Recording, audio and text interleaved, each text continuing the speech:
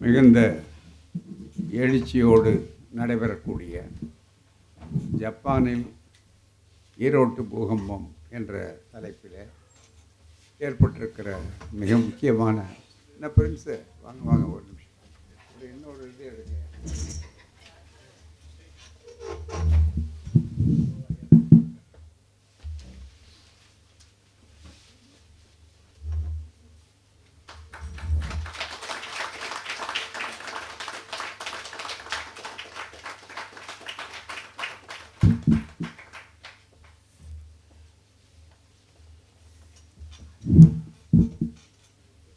இந்த சிறப்பான பெரியார் அண்ணா விழா என்ற முயற்சியில் ஜப்பானிய தோழர்கள் அருமையாக ஏற்பாடு செய்திருந்தார்கள். இந்திய அமைப்பில் புலம்பெயர்ந்த நிலையில் சிறப்பாக அங்கே இருக்கிற ஒரு அமைப்பையே உருவாக்கி இருக்கிறார்கள். அந்த அமைப்பு திராவிடர் ஆட்சியிலே, திராவிட மாடல் ஆட்சியிலே அதற்கு முன்னால் இருந்தே நாம் உருவாக்கி கொண்டிருந்த புலம்பெயர்ந்த தமிழர்கள் அவர்களுடைய கருத்துக்கள் ஒரு குடும்பமாக அவர்கள் வாழ வேண்டும், அவர்களுக்கு ஏற்படுகிற துன்பங்கள் தொல்லைகள் முதற்கொண்டு நல்வாழ்வுகள் கருத்தாக்கங்கள் இவைகளெல்லாம் சிறப்பாக இருக்க வேண்டும் என்பதற்கான அந்த அமைப்பை உருவாக்கிய நேரத்தில் அருமையான தோழர்கள் நல்ல அளவிற்கு வந்திருக்கிறார்கள். அதனை கண்டு பூரித்த மகிழ்ச்சி இன்னமும் எனக்கு அதுதான் என்னை இளமையாக்கிது. அதுக்கு இன்னும் ரெட்டிப்பு மடங்கு சொல்லக்கூடணுமா, அதுக்கு தரவு சொல்கிறேன். இந்த நிகழ்ச்சிக்கு வரவேற்புரை ஆற்றிய கழகத்தினுடைய செயலவைத் தலைவர், பெரியார் நூலக வட்ட தலைவர், வழக்குரைஞர் வீரமூர்த்தி அவர்களே, இந்த நிகழ்ச்சிக்கு தலைமையேற்றிருக்கக்கூடிய மேனாள் காவல்துறை கூடுதல் இயக்குனர் அருமை சகோதரர் மானமிகு எஸ் ராமநாதன் ஐபிஎஸ் அவர்களே, அதோடு இந்த சிறப்பான வகையில் நம்முடைய மகிழ்வுரை என்ற தலைப்பில், இது ஒரு புதிய வார்த்தை, மகிழ்வுரை, அதாவது பயனடைந்தவர்கள் பயனாளிகள் மகிழ்வுரை என்று சொல்லலை. இதுவரையில் மிகப்பெரிய அளவிற்கு தமிழ்நாட்டு மேடைகளில் 7 உரை தான் ரொம்ப அதிகமாக இருக்கும். மகிழ்வுரை அதுதான். இங்கே மகிழ்வுரை பாராட்டக்கூடிய அளவில் அவர்கள் எப்படியெல்லாம் அவர்கள் இந்த நிகழ்ச்சி சிறப்பாக இருந்தது அவர்கள் எதிர்பாராத உடனே இங்கே வரக்கூடிய வாய்ப்பு கிடைத்தது. அதுக்கு முதல்ல குன்றாளன் அவர்களுக்கும் ஐயா ராமநாதன் அவர்களுக்கும் நம்முடைய நன்றி. ஆனால் இவ்வளவு சீக்கிரம் இந்த சூடு ஆறாமையே ரொம்ப மிக முக்கியமாக அது இங்கே இந்த நிகழ்ச்சி நடக்குது. அதுதான் அதனுடைய தொடர்ச்சி மாதிரி இந்த நிகழ்ச்சிகள் நடக்கிறது. நம்ம எல்லாரையும் ஜப்பானுக்கு அழைச்சிட்டு போனாங்க. இது அத்தனையும் 33 கோடி தேவர்களில் ஒருத்தருக்கும் தெரியாத விஷயம். 42,000 ரிஷிகளுக்கு யாருக்கும் தெரியாது. அவதாரங்களுக்கு புரியவே புரியாது. ரொம்ப நாளைக்கு முன்னாடி நம்முடைய நாவலர் நெடுஞ்செழியன் அவர்களுடைய பேச்சை கேட்டால் உங்களுக்கு தோழர்களுக்கு தெரியும். ஆகவே இப்போ எல்லாரும் அங்கே இருக்கக்கூடிய அத்தனை பேருக்கு உங்களுக்கு நன்றி, வணக்கம். என்ன கேட்டால் அரிகத்தோ சுசேமா அப்படின்னு சொல்லக்கூடிய அளவுக்கு அது வந்த உடனே அவர்களுக்கு வணக்கம்னு சொன்னாலே மிகப்பெரிய அளவுக்கு இந்த வார்த்தைகள்லாம் ரொம்ப அருமையாக எல்லா இடங்கள்லையும் பார்த்துக்கலாம் பயன்படுத்தக்கூடிய அளவுக்கு மக்கள் பணிவன்பு இது அத்தனையும் இருக்கும். அதே நேரத்தில் எல்லாரையும் மதிக்கிறாங்க. அங்கே மிகப்பெரிய அளவுக்கு அது பெரிய வாய்ப்பு. ஒரு குடும்பம் மாதிரி நல்ல குடும்பம் ஒரு பல்கலைக்கழகம் என்று சொன்னார். நாங்கள் திராவிடர்கள் என்ற அமைப்பை உருவாக்கி வைத்திருக்கிறார்கள் நம்முடைய தோழர்கள். எனவே அங்கே நான் திராவிட பல்கலைக்கழகத்தை பார்த்து விட்டு வந்தேன் என்று சொல்லுகிறேன். தோழர்களை சந்தித்ததை ஆமாம், பல்கலைத்துறையில் இருக்கிறார். அவருடைய ஆற்றலாம் சாதாரணம் அல்ல. பெரியார் உலகமயம், உலகம் பெரியார் மயம், இது தத்துவத்தை நேராக பார்க்கக்கூடிய வாய்ப்பு அது கிடைத்தது. அந்த ஒரு வாய்ப்பை கொடுத்த ஜப்பானிய தோழர்களுக்கு என்னுடைய மனங்கறிந்த நன்றியை தெரிவித்துக் கொள்கிறேன் அனைவர் சார்பாக. நாங்கள் பயணம் பண்ணது இருந்ததெல்லாம் முக்கியமல்ல. பல நாடுகளில் இப்போ நாங்கள் என்ன பெற்றுக்கொண்டு வருவது என்று பலர் போகிறோம். ஆனால் இந்த மாதிரி நாடுகளுக்கெல்லாம் நாம் போகிறது பெற்றுக்கொண்டு வருவதற்கு அல்ல, கற்றுக்கொண்டு வருவதற்காகத்தான். அப்படி மிகப்பெரிய அளவில் நிறைய கற்றுக்கொள்ள வேண்டிய செய்திகள் அங்கே இருக்குது. பூராமே ஐயா தந்தை பெரியார் அவர்கள் எப்படி ஒரு சமூகம் ஒழுங்கோடு இருக்க வேண்டும், ஒழுக்கத்தோடு இருக்க வேண்டும், சமூக சிந்தனையோடு வாழ வேண்டும், அனைவருக்கும் அனைத்தும் கிடைக்க வேண்டும், சமத்துவமும் சுயமரியாதையும் இருக்க வேண்டும் என்றவர்கள் கருதுவார்களோ அதை அப்படியே காட்சிப்படுத்தியது மாதிரி, உருவகப்படுத்தியது மாதிரி ஒரு காட்சியை ஜப்பானில் கண்டோம். அதை விட ஜப்பானை பற்றுவதில் நான் முதல்ல அங்கே சொன்னேன், ஜப்பானுக்கும் பெரியாருக்கும் ரொம்ப ஒற்றுமை உண்டு. என்ன அந்த ஒற்றுமைன்னு சொன்னால், அவர்கள் இவ்வளவு சிறப்பான வாழ்க்கை வாழக்கூடியவர்கள், பல சோதனைகளிலே இருந்து அவர்கள் மீண்டவர்கள். அதுதான் அதனுடைய வரலாற்று குறிப்புகள் மிக முக்கியமானது. என்ன சோதனைகள்? மிகப்பெரிய உலகத்தினுடைய அணுகுண்டு, சாதாரணமல்ல. முதல்ல போட்ட நாகசாகி, ஹிரோஷிமா, அந்த நிலையங்கள் இயல்பாக பார்த்திங்கன்னா ஜப்பானுடைய அமைப்பே எப்படிப்பட்ட அமைப்பு என்று சொன்னால், முழுக்க முழுக்க பூகம்பங்கள், சுனாமி. இந்த சுனாமியை நம்ம அங்கேருந்து தான் கற்றுக்கிட்டோம். மிகப்பெரிய சுனாமிங்கிற வார்த்தையை நினச்சாலே இன்றைக்கி பயமாக இருக்கக்கூடிய அளவுக்கு இருக்கும். நம்ம எங்கேயாவது பூகம்பம்னா, இப்போ நம்ம சில செய்திகள் பார்த்தா, செய்திகளை பார்க்கும்போது நமக்கு சங்கடமாக இருக்குது. அந்த ஊரில் கொஞ்சம் லேசாக நிலநடுக்கம் திருநெல்வேலியில் அப்படின்னு 2 நாளைக்கு முன்னால் கூட அந்த செய்திகள் வந்தது. அதை கேட்கும் போதே நமக்கு நடுக்க வருது. நமக்கு பாதிப்பு இல்லை, ஆனால் நடுக்க வந்தது. நமக்கு ஒரே ஒரு சுனாமி இங்கே அனுபவிக்கிற நேரத்தில் அந்த பயம், அதில் ஏற்பட்ட இழப்புகள் எல்லாம் நினைக்கும் போதே இன்னும் ஒவ்வொரு ஆண்டும் அதை நினச்சிக்கிட்டு இருக்கிறோம். ஆனால் ஜப்பானில் அடிக்கடி நிகழ்கிற நிகழ்வு. ஆனால் அவர்கள் யாரும் அதை பொருட்படுத்துறதில்லை. அதை மனப்பக்குவத்தோடு ஏற்றுக்கொண்டிருக்கிறார் பாருங்க. அது எவ்வளவு பெரிய கஷ்டம் வந்தாலும், இடுக்கண் வந்தாலும் அதை ஏற்றுக்கொள்ளக்கூடிய பக்குவத்தை பெற்றிருக்கிறார். பெரிய சங்கடம், இழப்புகள் அதிகம். ஆனால் அதை பார்த்து அதையே சொல்லிக்கொண்டு அவர்கள் அழுது கொண்டிருப்பதில்லை. அடுத்த நிகழ்வுகள் என்னங்கிறதுக்கு உடனே போகிறாங்க. அந்த பெரியாருடைய பொது வாழ்க்கை அதுதான், அது மிக முக்கியம். எவ்வளவு பெரிய சங்கடங்கள் அவருக்கு, எவ்வளவு பெரிய ஆமையாரை அவர்கள் இழக்கிறார். உடனே அடுத்த நாள் என்ன பண்ணுறாரு? போராட்டத்துக்கு போகிறார். போராட்டத்தில் போய் கைதாகிறார். அதுவும் என்ன, ஒரு கிறிஸ்தவ பெண்ணுக்கும் ஒரு இந்து என்று அழைக்கக்கூடிய அந்த மிகப்பெரிய அளவுக்கு அல்லாதவர், அவருடைய கலப்பு திருமணம், சாதி மறுப்பு திருமணம் 1933 அதில் மே மாதம் 10ஆம் தேதி அம்மா இறக்குறாங்க. 11ஆம் தேதி அடக்கம் பண்ணுறது. இது அடுத்த நாள் உடனே புறப்பட்டுறார். அங்கே போய் கைதாகிறார். அதை பற்றி கவலை இல்லை. அன்றைக்கு ஒரு சாதாரண பாதிரியாருக்காகவும் அங்கே மிகப்பெரிய அளவிற்கு அவர்கள் தொல்லை கொடுக்கிறார்கள். அப்படிப்பட்ட ஒரு சூழல் இருக்கிறது.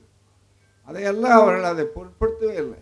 எத்தனை இடத்துல கல்லடி, எத்தனை இடத்துல திரும்ப முடியாத சூழல்கள், எத்தனை இடத்துல தந்தை பெரியார் அவர்களை அழிக்க வேண்டும் நினைத்தவர்கள். அப்படியெல்லாம் இருக்கும்போது அதை பொருட்படுத்தாமல் அடுத்த கூட்டத்துக்கு போகிறார், அடுத்த நிகழ்ச்சிக்கு போகிறார்.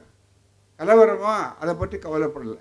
அதே மாதிரி அந்த மக்களுக்கு இயல்பாக ஏற்படுகிற அந்த இயற்கையை பற்றி கூட சாதாரணமாக விட்டுட்டு அடுத்த நிகழ்ச்சி வர்றாங்களேன்னு சொல்லும்போது தான் ஜப்பானுடைய வாழ்க்கை தரம், அவருடைய துணிவு, அதை கற்றுக்கொள்ளும். துணிவும் உண்டு, பணிவும் உண்டு, அவரிடத்தில் கனிவும் உண்டு. அதுதான் மிக முக்கியம். எல்லாரும் பார்த்திங்கன்னா ரொம்ப அழகாக ஒவ்வொருத்தரும் மரியாதை, இயல்பாக எல்லாத்தையும் சொல்லி கொண்டிருக்கக்கூடிய அந்த வாய்ப்பு இருக்குது. கற்றுக்கொண்டு வர வேண்டும். அதுதான் மிக முக்கியம். ஒழுங்குமுறை எல்லா இடத்துலையும் நம்ம வந்து சொல்லுவோம், சிறுக கட்டி பெருக வாழ்னு. ஜப்பானில் பார்த்த வரையில் எல்லாம் சிறு சிறு வீடுகள், எல்லாவற்றுக்கும் சிறுக கட்டி சிறப்பாக வாழுகிறார்கள், பெருக வாழ்கிறார்கள். சிறுக கட்டி சிறப்பாக வாழ்தல் தான் ஜப்பானிய வாழ்க்கை முறை.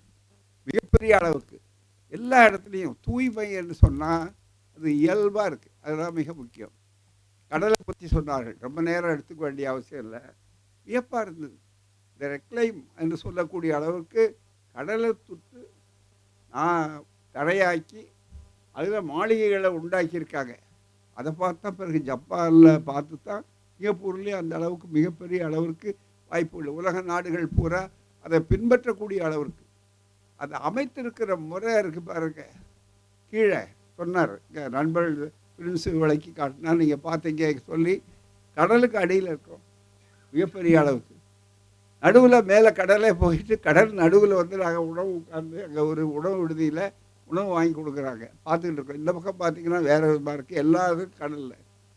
நம்மால் இன்னமும் அனுமார் கடலை தூக்குனாரு, மலையை தூக்குனாருங்கிறான். அது மட்டும் இல்லை, பார்க்கடலில் பள்ளி கொண்டதை பற்றியே பேசிக்கிட்டு இருக்கிறோம். இப்போ நாம் பாலை கூட இப்போ போகிற நவீன எந்திரத்தில் கறக்கிறோம். இப்போ கையை போட்டு கறக்கிறதுல மாட்டுக்கிட்ட கூட எந்திரம் தான். அதை விட கொண்டு போகிறோம் மிகப்பெரிய அளவுக்கு. எல்லாம் ஆவினாக இருந்தாலும் மற்றதாக இருந்தாலும் அது குஜராத்தில் இருக்கிற அமைப்பாக இருந்தாலும் எல்லாத்துக்கும் எந்திரம், எல்லாத்துக்கும் மனித கை போடுறது இல்லை. எத்தனை பேர் செய்கிறது? இன்றைக்கி அவ்வளோ இடம் இருக்குது. என்னால் இன்னமும் பார்க்கடலில் பள்ளி கொண்ட பரமேசான் பேசிக்கொண்டே இருந்த விஷ்ணுவை பேசி கொடுக்கான் மிகப்பெரிய அளவிற்கு. ஏன்னா ஒரு காலத்தில் அவையெல்லாம் கற்றுக்கொண்ட பார்க்கடல் எங்கே இருக்குதுன்னு தேட முடியல. அதே மாதிரி இவங்களுக்கு போன உடனே என்னங்க இப்போ தான் வந்திருக்குமா, கீழே 7 லோகம் மேலே 7 லோகம் சொல்லிகிட்டு இருக்கிறானே, இல்லை எந்த லோகத்தில் நாம் இருக்கிறோம் அப்படின்னா இது அறிலோகத்தில் இருக்கோம். நம்ம அறிவியல் லோகத்தில் அவ்வளவு தூரம் ஒரு பெரிய மாற்றங்கள். அந்த மாற்றத்தை மக்கள் விரும்பணும். ஏன்னா வளர்ச்சிங்கிறது முன்னேற்றம். அந்த முன்னேற்றத்தை நம்ம தடைபடக்கூடாது. ஐயாவுக்கு என்ன வெறுப்பு தந்தை பெரியாருக்கு? மிக முக்கியமாக ஏன் மூட நம்பிக்கைகளை எதிர்த்தோம்? தன்னம்பிக்கை இருக்காது, அதுதான் தவறு வரணும் இல்லை. உலகத்திலேயே எந்த நாட்டிலேயாவது நீங்கள் நினச்சி பாருங்கள், இவ்வளோ நாடுகள் சுற்றுறோம், இவ்வளோ வளர்ச்சி அடைஞ்சிருக்கு, அந்த நாட்டிலையும் சில மூட நம்பிக்கைகள் இருக்கும். அதில் ஒன்றும் சந்தேகமே இல்லை. எல்லாம் மனிதர்கள் எங்கே இருந்தாலும், ஆனால் அதை தாண்டி தாண்டி அறிவாளிகளாக வருகிறார்கள். அதுதான் மிக முக்கியமானது. உலகத்திலேயே காரில் ஏறி உட்காந்தா எங்கே போகணுன்னு கேட்டால் மற்ற நாடுகள்லாம் என்ன சொல்கிறா, டாக்ஸியில் போனால் கூட எங்கே போகணும் கரெக்டாக கொண்டு போய் அங்கே விடுறாங்க. நம்ம ஒரு நாட்டில் தான் எங்கே போகணும்னு கேட்டால் அப்படின்னு கதவை சாத்தி கீழே இறங்கிடும். போகும்போதே எங்கே போகிறேன்னு கேட்டா இது போகிற காரியம் உருப்படுறதாம்பா. அதாவது ஏன் இறங்கினானே ரொம்ப பேருக்கு புரியறதில்லை. அதுதான் டக்குன்னு ஒன்றுமே சொல்ல மாட்டார். போகும்போதே ஏங்க ஏறுங்க இல்லை இல்லைங்க எங்கே போகிறேன்னு கேட்டுருந்தா அவனை எங்கே போகிறேன்னு கேட்குறதாம அது பாட்டு விட்டுட்டே போகிறதா. அவர் ஒரு சின்ன சின்ன விஷயத்தில் கூட நம்முடைய மக்கள் மூட நம்பிக்கையில்னால தான் இன்றைக்கு இவ்வளவு மோசம் இருக்குது. ஆனால் இன்றைக்கு ஒரு ஆபத்து ஏற்பட்டிருக்கு. அந்த நாட்டுக்கு இந்த நாட்டுக்கு நாம் வேறுபாடு போய் கற்றுக்கொண்டு வரணும்னா என்ன ஆபத்துன்னா, இப்போ எல்லா மூட நம்பிக்கைகளையும் எல்லா விஷயத்தையும் இப்போ நாம் சொன்ன இடது கால் வலது காலம் சொன்னார் இங்கே சொல்கிறப்ப உடம்பு பூரா பிரித்து விட்டான். அவன் முதல்ல இந்த பிரித்தாளக்கூடிய தந்திரத்தில் முதல்ல உடம்பு பூரா பிரிச்சுட்டான். நீங்கள் தனித்தனியாக எண்ணி பாருங்கள். பூரான்னா இந்த பக்கம் இடது வகை கண்ணு துடிச்சா அதுக்கு என்ன அர்த்தம்? அதுதான் மிக முக்கியம். அந்த இந்த காயா இந்த கால் இந்த கை அப்படின்னு சொல்லிட்டான். அது மட்டுமே இல்லை, மிக முக்கியமாக எல்லா இடத்துலையும் இடங்கை ஜாதி வலங்கை ஜாதி மிக முக்கியம். ஜாதிக்கே அதே மாதிரி மிகப்பெரிய அளவுக்கு ஒவ்வொன்றும் உடம்பை நீங்கள் நினச்சி பாருங்கள். உடம்பையே பிரிக்காதவன் பெரியார் தான் கேட்டார், வலது கால் இடது கால்னு சொந்தமாக இருக்குது, அந்த காலையே பிரிச்சுட்டான்னா அப்புறம் ஆளை பிரிக்காமல் இருப்பானான்னு கேட்டேன். அதனால தான் அவன் உயர்ந்தவன் இவன் தாழ்ந்தவன், அவனை தொடக்கூடாது இவனை தொடக்கூடாது, வெட்டி நிற்கணும்னு இப்படி சொல்லக்கூடிய அளவுக்கு நம்ம சமுதாயத்தை பிளந்தா மக்கள் மத்தியில் எப்படி ஒருங்கிணைப்பு வரும், ஒற்றுமை வரும், மனிதநேயம் வரும், சமூகம் ஒன்று தான் சொல்லக்கூடிய அளவுக்கு வரும். அதனால தான் பெரியார் உலகத்தை குடும்பமயமாக்கினார், குடும்பத்தை உலகமயமாக்கினார், உலகம் ஒரு குடும்பம் என்று காட்டினார். அவருடைய பற்று பூரா மானிடப்பற்று. அதான் அது நினைத்து பார்க்கணும். பெரியார் சொன்னார் வெளிப்படையாக, அவர் ஒரு பகுத்தறிவு. எனக்கு பகுத்தறிவு சிந்தனை தான். எனக்கு யார் மீதும் கோபம் கிடையாது, யார் மீதும் வெறுப்பு கிடையாது. எல்லோரையும் நாம் விரும்புகிறோம். சமத்துவம், அனைவருக்கும் அனைத்துன்னு சொல்லுவோம். நாம் எல்லாரும் பேசிக்கொண்டு யாரும் ஊரே யாவரும் கேளீன்னு சொல்லிட்டு எல்லாரும் பேசுகிறோம். ஆனால் நான் என்ன ஜாதி தெரியுங்களா, நீங்கள் என்ன ஜாதி நான் என்ன ஜாதின்னு கேட்குறோம். அப்புறம் என்ன யாவரும் கேளீர் என்றாக நினைத்து பார்க்க வேண்டும் மிகப்பெரிய அளவுக்கு. ஆகவே தான் அந்த மத்தியில் இப்போ ரொம்ப ஆபத்து என்னென்னா, நேற்று முந்தான கூட ஒரு செய்தி வந்திருக்குது. ஆஸ்திரேலியாவிலிருந்து மகிழன் எழுதியிருக்கிறார். அங்கே போனவர்கள் எவ்வளோ பெரிய முற்போக்கு சிந்தனை வளர்ச்சி. ஜாதி சங்கங்கள் என்பதற்காக இப்போ ஜாதி கலவரங்கள் நடந்து கொண்டிருக்கின்றன. அதுதான் மிக முக்கியமானது. கலவரம்னா நீதித்துறையில் சொல்கிறேன். கலவரம்னா நாங்கள் மாதிரி வெட்டுறது குத்துறது இல்லை, இந்த அளவுக்கு இல்லை. ஆனால் முதல்ல என்ன பண்ணால், அதுவும் கம்ப்யூட்டர் துறை, தகவல் தொழில்நுட்பம் இவ்வளோ பெரிய வளர்ச்சி அடைஞ்சதில் வேலைக்கு போயிருக்காங்க. அங்கே போய் எல்லாம் பூசுவர்கள் அங்கேயும் போயிட்டாங்க. போனோடனே அங்கே இருந்தால் இவங்களெல்லாம் ஒதுக்கி அங்கே இந்த சங்கங்களை வைத்து கொண்டிருக்கிறான். அப்புறம் நம்ம ஆட்கள் அதுக்கு போட்டி போடுறாங்க. அவங்கள ஒதுக்க அடையாளப்படுத்தி இருக்கிறார்கள். எனவே இங்கிருந்த அந்த சாதி கொடுமை படித்த பிற்பாடு, அதுவும் அவர்கள் கம்ப்யூட்டர் என்ஜினியர்களான பிற்பாடு, மேல் உயர்ந்த நிலைக்கு போன பிற்பாடு ஜாதியெல்லாம் கிடையாதுங்க, இப்போ யாருங்க அவங்கெல்லாம் திருந்திட்டாங்க, அவங்களாம் மாற்றிட்டாங்கன்னு சொல்கிறாங்க. இல்லை, இன்றைக்கு பார்த்தீங்களான்னா கலைஞர் அவர்கள் தந்தை பெரியாருடைய கொள்கையில் ஒன்றதுனால சமத்துவபுரங்களை உருவாக்கினார். பெரியார் நினைவு சமத்துவபுரம் இந்தியாவில் வேறு எங்கேயும் கிடையாது. ஆனால் அதுக்கு நேர் எதிரான இந்த அரசாங்கம் இருக்கும்போதே எதிரான ஒரு முயற்சி இப்போ நடக்குது. என்ன தெரியுங்களா? புதிய அக்ரஹாரங்கள் உண்டாக்கிட்டு இருக்காங்க. அது மட்டும் இல்லை, அதில் விளக்கம், அதில் பிராமணிய தத்துவங்கள் இது அத்தனை வரும், இதுதான் வீடுகள் கட்டுறதுக்கு அப்படின்னு சொல்லி விளம்பரப்படுத்தி அரைப்பக்கம் விளம்பரம் தொடர்ச்சியாக நடந்து கொண்டிருக்கிறது. அப்படின்னா என்ன? ஜாதிக்கு மீண்டும் புத்துயிர் கொடுக்குறாரு. அதை வெளிநாடுகளில் அந்த நோய் பரவும். அதை தான் அவர் சொன்னோம், வேறு ஒன்றுமே இல்லை. இப்போ ஒரு நாட்டில் தான் நோய், கோவிட் எங்கேருந்து வந்ததுன்னு யாருக்கும் தெரியாது. எங்கே சைனாவிலேருந்து வந்ததுனாங்க, இன்னொரு நாடு சொன்னாங்க, பெரிய அளவிற்கு இருந்தது. ஆனால் அத்தனை இருந்தாலும் அங்கேருந்து புறப்பட்டது எல்லாரையும் பாதிச்சு தான் இல்லையா? உலக மக்கள் அத்தனை பேரையும். அதே மாதிரி பன்றி காய்ச்சல், அதே மாதிரி பறவை காய்ச்சல், அது எத்தனை வியாதிகள் எங்கோ ஒரு இடத்துல ஒரு விமான நிலையத்திலிருந்து புறப்பட்டதுன்னு சொல்கிறாங்க. ஆனால் அடுத்த நிமிஷம் 2 பேர் இருந்தார், 4 பேர் இருந்தார். இப்போ பார்த்தீங்கன்னா எல்லாமே குரங்கு அம்மை, மிகப்பெரிய ஆபத்து. எல்லாத்துக்கும் நம்ம கடவுளை வச்சுருக்கோம், அதுதான் மிக முக்கியம். பன்றிக்கு அவதாரம் வச்சுருக்கோம், குரங்குக்கு ஆஞ்சநேயர், அதுதான் ரொம்ப மிக முக்கியமாக வச்சுருக்கோம். இவ்வளவு இருந்து கும்பிட்டுக்கிட்டே இருந்தாலும் அது ரொம்ப ஜாக்கிரதையாக இருக்கணுங்க அப்படின்னு நினைக்கக்கூடிய அளவிற்கு வந்ததுன்னா, இது எதுக்கு முடிச்சு போட்டு மிகப்பெரிய அளவிற்கு வைத்து கொண்டிருக்கிறார். நாம் சிந்தித்தால் மக்கள் எப்படி இருக்கும்? பெரியார் ஐயா நான் கேள்வி கேட்ட மாதிரி ஒரு கேள்வி கேட்டார். 2020 வயது என்ன? 1920 நம்முடைய சராசரி வயது என்ன? இப்போ 2024 என்ன, 20 என்ன சராசரி வயது? இப்போ 80-70 வந்தாச்சு. மகளிர் வந்துட்டாங்க. இப்போ தாய்மார்கள் சகோதரிகள் இங்கே இருக்கீங்க. அந்த காலத்தில் கருவுற்றாலே என்ன சொல்லுவார்கள்னா, சாதாரண தாய்மார்களுக்கு தெரியும், வீடுகளில் வயசானவங்களுக்கு தான் தெரியும், இளைய தலைமுறைக்கு தெரியாது. அதை சாவை தலையில் வச்சுக்கிட்டு இருக்காப்பா யார் சொல்லுவாங்க, என்ன கேட்டாலும் வாங்கி கொடு. என்ன கேட்டால் பிரசவம்னு சொன்னால், மகப்பேறுன்னா அதில் பெரும்பாலானவங்க பிழைச்சதே கிடையாது, மிக முக்கியமாக. ஏன்னா அவ்வளோ குரூடு மெத்தடு, அதுக்கு ஒரு பெரிய வாய்ப்புகள் கிடையாது. இன்றைக்கி பார்த்திங்கன்னா பிரசவம் மகப்பேறில் போய் இறந்து போனவங்கங்கிற புள்ளி விவரமே ரொம்ப அரிதிலும் அரிது. அதுதான் மிக முக்கியம். மிகப்பெரிய அளவுக்கு எவ்வளோ அறிவியல் வளர்ந்தாச்சு.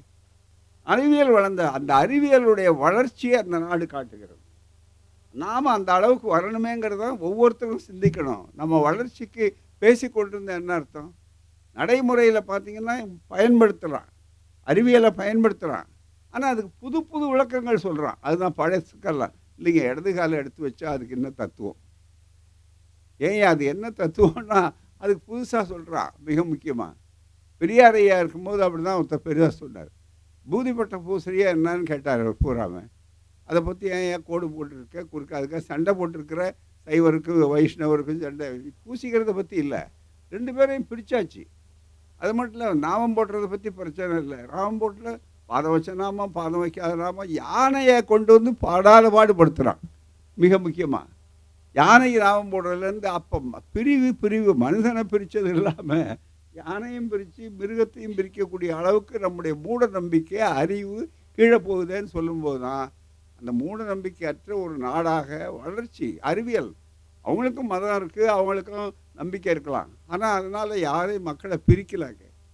இங்கே நம்ம அந்த அடிப்படையில் பார்த்திங்கன்னா சொந்த சகோதரர் பக்கத்து வீட்டுக்காரனோட பேச மாட்டேங்கிறான், வேறு மதங்கிறான், அவர் குடியுரிமை கொடுக்கக்கூடாதுங்கிறான்.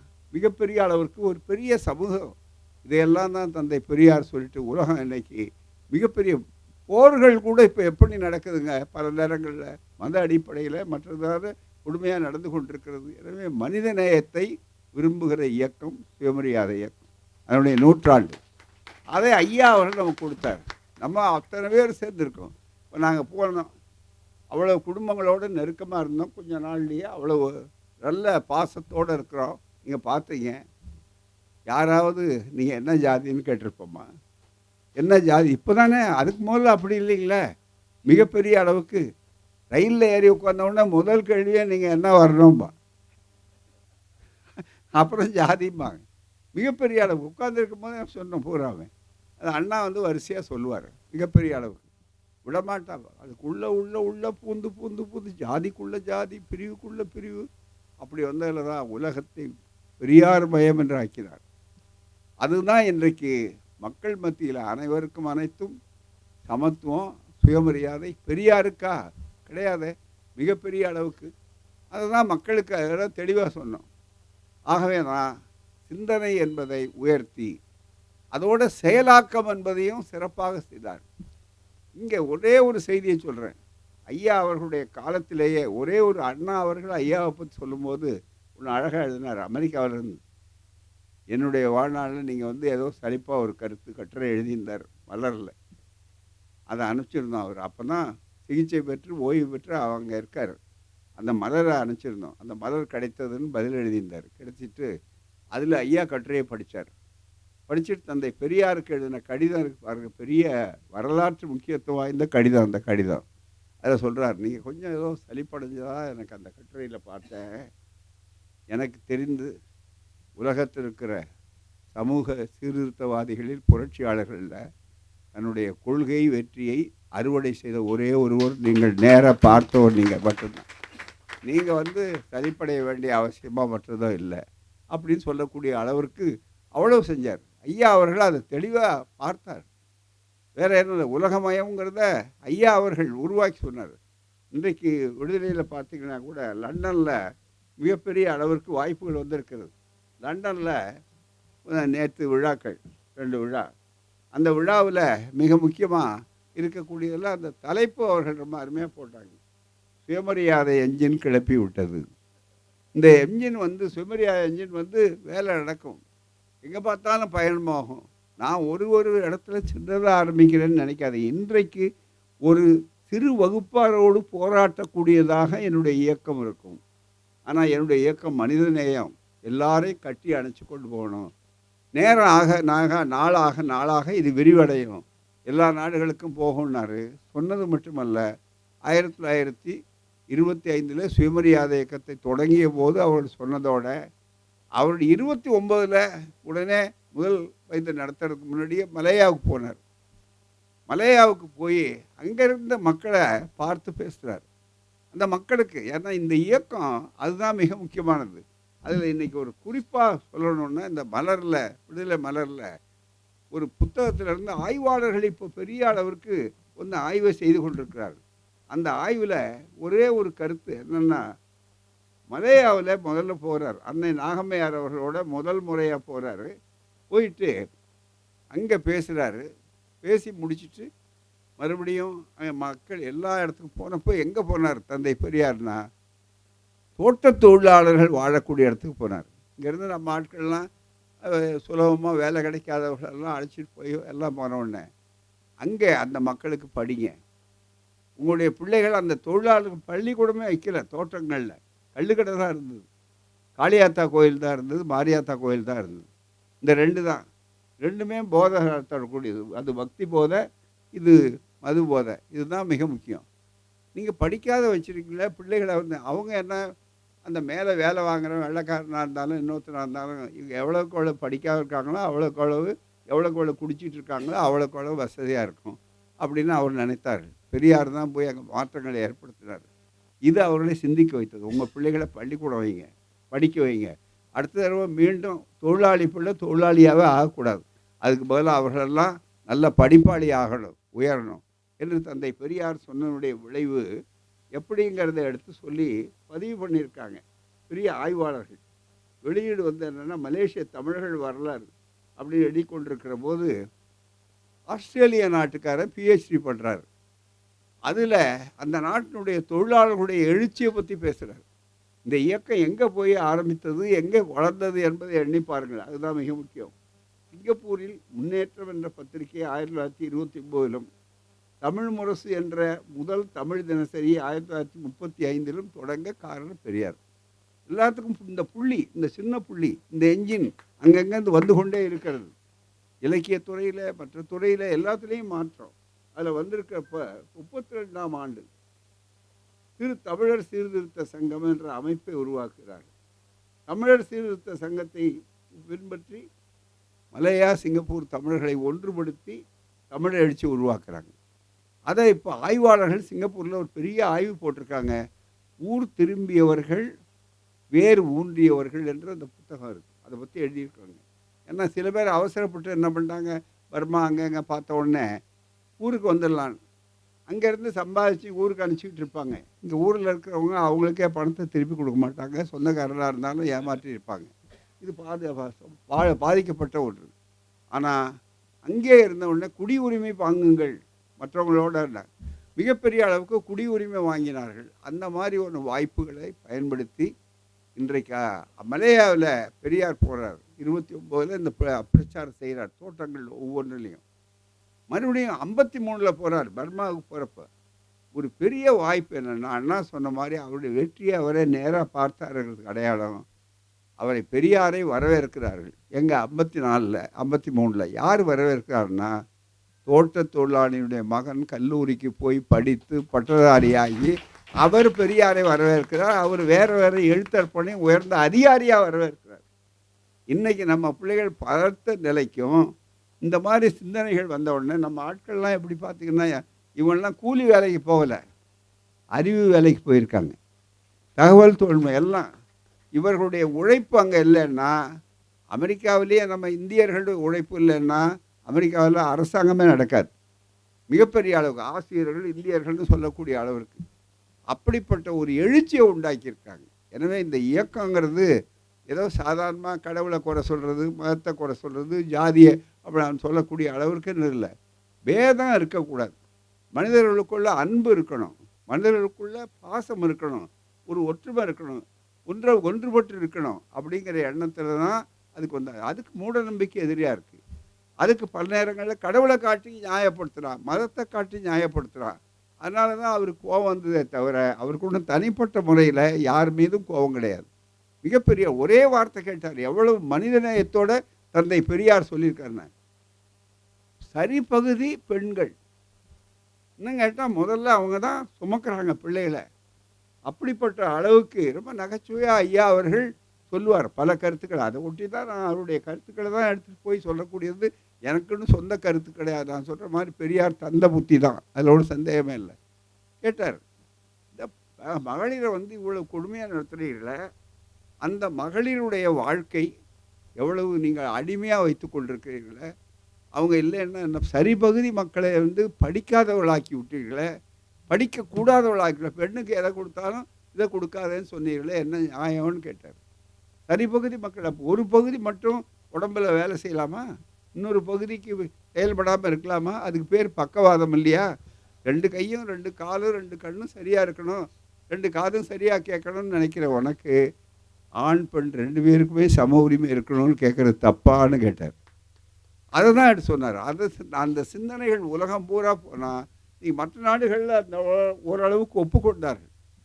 அவர்கள் மற்ற நாடுகள்லேயும் அடிமைகளாக இருந்திருக்கிறார்கள். ஆரம்ப காலத்தில் அநாகரிகமாக இருந்திருக்கிறார்கள். அதெல்லாம் கட்டும் அறிவியலை அறிவியலாக உண்டாக்கி இன்றைக்கு வளர்ந்துருக்கிறார். அதில் ஒரு அற்புதமான நாடு ஜப்பான். அந்த நாட்டில் நம்ம தோழர்கள் போயிருக்கிறாங்க. ஆனால் அவர்களில் எனக்கு ரொம்ப மகிழ்ச்சி என்னென்னா, இங்கே கூட ஒரு நண்பர் சொன்னார், நான் பேசி முடித்த உடனே எனக்கு ரொம்ப நிறைவு கொடுத்தவர் சொன்னார், ஐயா நான் 25 வருஷமாக இந்த ஊரில் இருக்கேன். நான் இளைஞனாக இருந்து வந்துட்டேன், வேலைக்கு வந்தேன். ஆனால் எப்படி ஏன் நல்லா இருக்கேன், வசதியாக இருக்கோம் நாங்கள் எல்லாருமே குடும்பத்தில். ஆனால் எப்படி வந்தேங்கிறது தெரியும், அது யாரால் வந்தேங்கிறது உங்களை பார்த்து தான் தெரிஞ்சுக்கிட்டு பெரிய சொன்ன பாடு தான் பெரியார் இல்லைன்னா இந்த வாய்ப்பு வந்திருக்குமான்றது இப்போ தான் புரிஞ்சுக்கணும் என்று சொன்னார்கள். ஆகவே தான் அது ஏன் பெரியாருக்காக நாம் சொல்கிறோம். பெரியாரை உயர்த்தணுங்கிறது புகழ் மாலைக்கு அல்ல, அல்லது வாழ்த்தணுங்கிறது அவர் அதை எதிர்பார்க்கல.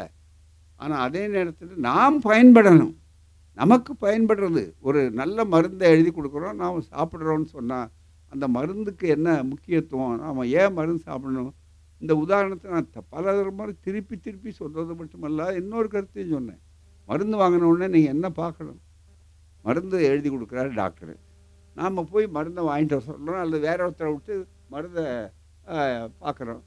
என்னப்பா அவர் எழுதி கொடுத்தது தான் அதே மருந்து வாங்கிட்டு வந்திருக்கீங்களா? ஆமாங்க, சரியாக இருக்குது. சரியாக இருக்குது. சரி, அந்த 2 பேரையும் லேபிளை பார்த்த உடனே, அட்டையை பார்த்த உடனே சரியாக இருக்குன்னு தூக்கி வச்சிடறதில்ல.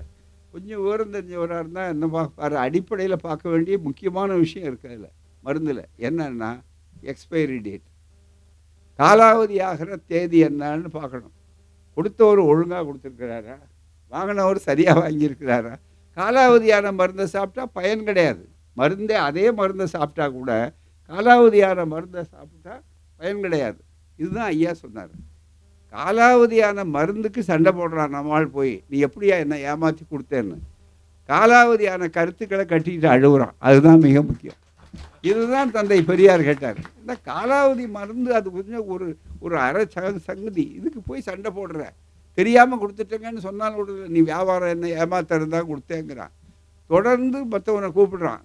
நம்ம திருக்குறள் முனுசாமி தான் சொல்லுவார், நாம் இதுக்கு இந்த பேதம் படிக்கிறது நிகழ்ச்சிகள்லாம் பார்ப்பன அடைக்க சொல்லுவார்.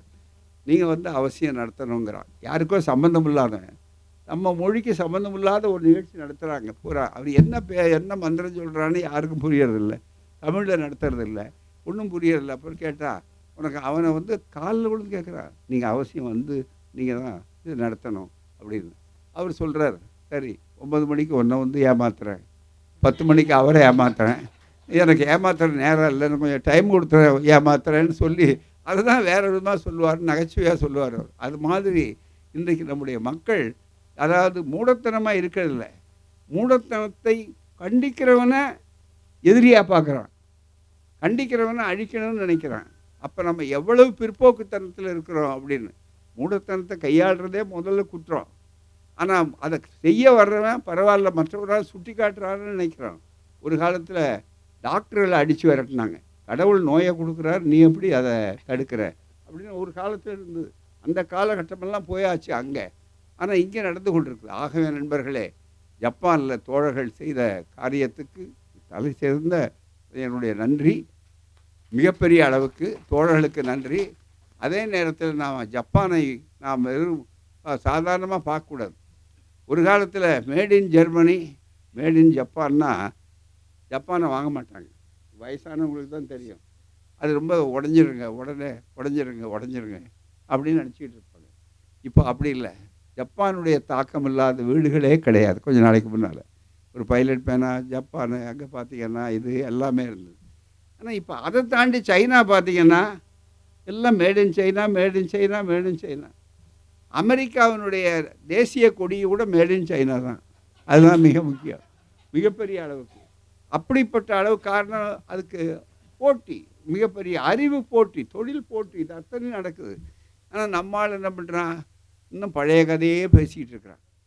பழைய கதைக்கு புது வியாக்கியானம் சொல்கிறான். அதுதான் மிக முக்கியம். அதுக்கு என்ன அர்த்தங்க அப்படின்னா, பள்ளி அது சத்தம் போடுதுன்னா சாதாரண விஷயம் இல்லைங்க. பள்ளி சொல்லி ரொம்ப பழிச்சிருக்கு. அது இப்போ பார்த்திங்கன்னா விளம்பரங்கள், டிவியில் விளம்பரங்கள் பார்த்திங்கன்னா, டிவி பார்ப்போம், சேனல் பார்ப்பாங்க, தாய்மார் பாருங்கள், கருங்காலி மரத்தில் புதிய உத்திராட்சம், எனக்கு இவ்வளோ மாதிரி இருந்தது. அது உடனே பார்த்திங்கன்னா தலைவலி இருந்தது. எங்கள் வீட்டுக்காரர் பார்த்திங்கன்னா அப்படி இல்லை, அப்படி சோகமாக இருந்தார். இதை வாங்கி போட்ட உடனே பார்த்திங்கன்னா அப்படியே வேகம்ட்டார். இவ்வளவு காலத்தில் பண்ணால் ஜப்பான்காரன் அதாவது கருங்காலி மரம் உத்திராட்சமாக போட்டுட்ருக்கிறான். நல்லது, நினச்சி பார்க்க வேண்டாமா? ஆமாம், அது மட்டும் இல்லை, நீங்கள் ஒன்று பாருங்கள், ரொம்ப வேதனையானது. இதிலேருந்து இது வரைக்கும் கலராக கைலி கட்டிகிட்டு இருக்கா. ஆமாம், நாங்கள் குழந்தைகளுக்கு நான் சொல்கிறது நேரம் ஆகிடுச்சு, முடிக்கணும் 9 மணிக்கு. மிகப்பெரிய அளவுக்கு என்னென்னா, மிகப்பெரிய அளவுக்கு என்கிட்ட மாணவர்களை அவங்க பெற்றோர்கள் என்ன பண்ணுறாங்க, கட்டுங்க நம்ம ஆட்கள். அதுலேயும் நீங்கள் இந்த தொலைக்காட்சியில் பாருங்கள், எந்த ஒரு கலைத்துறையில் இருக்கிறவர், நடிக்கிறவர், போகிறவர், இயக்குவர், என்ன பார்த்திங்கன்னா கலராக பார்த்திங்கன்னா இதுவரையில் கையை கட்டிகிட்டு இருப்பார். அவர் கட்டிக்கிறத பற்றி நமக்கு இல்லை, சட்டையை மாற்றுறாருல, தினம் குளிக்கிறாருல. ஏன் குளிக்கிறாரு? அழுக்கு ஏறி போகுதுன்னு தானே தினம் கயிறை மாற்றுறாரு. நீங்கள் நல்லா நினச்சி பார்க்கணும். இவன் கயிறு திரிக்கிறதுக்கு கயிறு பயன்படுதே தவிர வேறு அது அழுக்கு ஏறி கொண்டு போயிருக்கு. அதை குழந்தைகள் முகாமில் நாம் நம்முடைய இடத்துல குழந்தைகள் முகாமில், அந்த குழந்தைகள்லாம் இன்றைக்கி நல்ல கேள்வி கேட்குற குழந்தைகள் வந்திருக்கு. உடனே என்ன பண்ணோம், இண்டோக்ரைனிக் அங்கே பூரா ஒன்று நம்முடைய கல்வியில் கல்லூரியில் கொடுத்து அந்த கையில் போட்டிருந்த கயிறை அறுத்து லேசாக பிள்ளைகளுக்கு சொல்லி அதை அப்படியே ஊற போட்டு அதுக்கு என்ன இது கெமிக்கல் இது என்னென்ன வித்தியாசம் அப்படி கேட்டால் எவ்வளவு கிருமிகள் இருக்குங்கிறத எடுத்து அப்படியே கொண்டு வந்து குழந்தைகள் மத்தியில் எடுத்து சொன்னோம். இதுதான் அறிவியல். மிகப்பெரிய அளவுக்கு உடனே பார்த்தோம். அப்புறம் எல்லா குழந்தைகளும் அறுத்து போட்டாங்க. மிக முக்கியமாக கேட்டால் சொல்கிறான், இப்போ பல இடங்களில் நாங்கள் கையெழுத்து வாங்கும்போது மாணவர்கள் வந்தாலே நான் கையெழுத்து போடும்போது அவர் கையை நீட்டுவார். அப்போ அந்த கயிறு கட்டியிருப்பார் லேசாக. அதுக்கு தகுந்த மாதிரி ஒன்று படக்காரருக்கு, ஏப்பா இதை கட்டிருக்கிய நல்லது எதுக்காக? நீங்கள் அப்பா கட்ட சொன்னார், அம்மா கட்ட சொன்னாங்க. சரி, ஆனால் ஏன்னு கேட்க வேண்டாமா? அவனை சரி, தினம் குளிக்கிறீங்க, தினம் மாற்றுறீங்கல்ல, அப்போ ஏன் கயிறை கட்டிகிட்டு இருக்கணும் அப்படின்னு கேட்டால், இல்லைங்க அதை மட்டும் மாத்திரல, இன்னும் அதை அழுக்கு ஏறுதில்ல சாப்பிடும்போது, அதில் எவ்வளோ குருவிகள் இருக்குங்கிறது இவ்வளோ இருக்குது சொல்கிறாங்க, ஏன் அதை பற்றி கவலைப்படுறீங்க, நோய் வருமா இல்லையா அப்படின்னு சொல்லக்கூடிய அளவு சொன்னால், அதில் வேடிக்கை என்னென்னா டாக்டர்லே கட்டிகிட்டு இருக்காங்க நம்ம ஊரில். அதுதான் சிறப்பு. டாக்டரே நோய்க்கு போகிற டாக்டர்கிட்டே போய் கேட்டால் கொடுக்குறாரு. அவர் மிக முக்கியம். இப்படி ஒரு நாடு இருக்குன்னா இதுக்கு எத்தனை நம்முடைய இயக்கம் எவ்வளவு காலத்துக்கு தேவை. அந்த வகையில் தான் சென்றவர்கள், அங்கே புலம்பெயர்ந்து சென்றவர்கள் நல்ல தெளிவோட துணிவோட நம்முடைய அடித்தளம் எங்கே, நம்ம வேர் எங்கேன்னு விழுதுகள் நினைத்தது. வேரை மறக்காத விழுதுகளால் தான் சமுதாயத்தில் மாற்றம் ஏற்படுத்த முடியும். ஜப்பான் அதை செய்தது, தோழர்கள் செய்கிறார்கள். அதுவும் நம்முடைய இனத்தை ஒரு தெளிவாக அடையாளம் கண்டார்கள். மனிதாபிமான அடிப்படையில் அவர்களுக்கு நம்ம அனைவர் சார்பாக நம்முடைய நன்றி. தொடர்ந்து நடத்துங்கள், சிறப்பாக நடத்துங்கள், ஒற்றுமையோடு நடத்துங்கள், உணர்வோடு வாழுங்கள். உலகம் ஒரு குலம், யாதும் ஊரே யாவரும் கேளீர், பிறப்பு ஒக்கும் எல்லா உயிர்க்கும் சிறப்பு ஒவ்வா செய்துகொள் வேற்றுமையான் என்பது வெறும் குறள் பாடமல்ல, அது வாழ்க்கையில் நமக்கு பயன்பட வேண்டிய தத்துவம் என்பதை சொல்லி முடித்துக் கொள்கிறேன். அனைவருக்கும் நன்றி. குன்றாளன் போன்றவர்கள் இங்கே வந்து, ராமநாதன் போன்றவர்கள் இங்கே வந்து தலைமை தாங்கி நீங்கள் இங்கே வந்ததற்கு நன்றி, வணக்கம். தொடர்ந்து சந்திப்போம். நன்றி, வணக்கம். பெரியார் உலகமயம், உலகம் பெரியார் மயம். இந்த நிலை தொடரும். மிக நன்றி, வணக்கம்.